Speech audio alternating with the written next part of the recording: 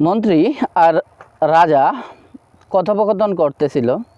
ইতোমধ্যে বলল যে রাজা বলল মন্ত্রীকে, মন্ত্রী চলো না কোথা থেকে ঘুরে আসি।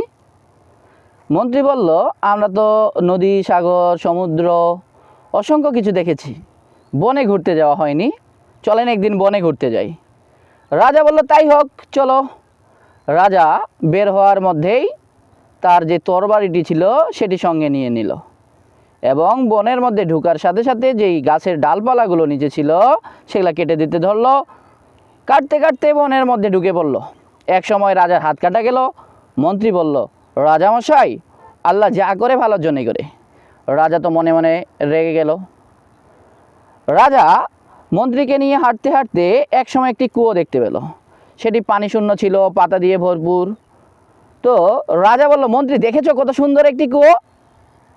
রাজা যখনই দেখতে বলল, মন্ত্রী দেখার সাথে সাথে রাজা পিছন থেকে যায় তাকে ফেলে দিল।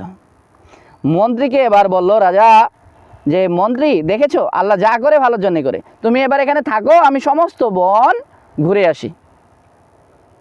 রাজা সমস্ত বন ঘুরতে ঘুরতে ঘুরতে ঘুরতে এবং বনের মধ্যে কিছু মানুষ ছিল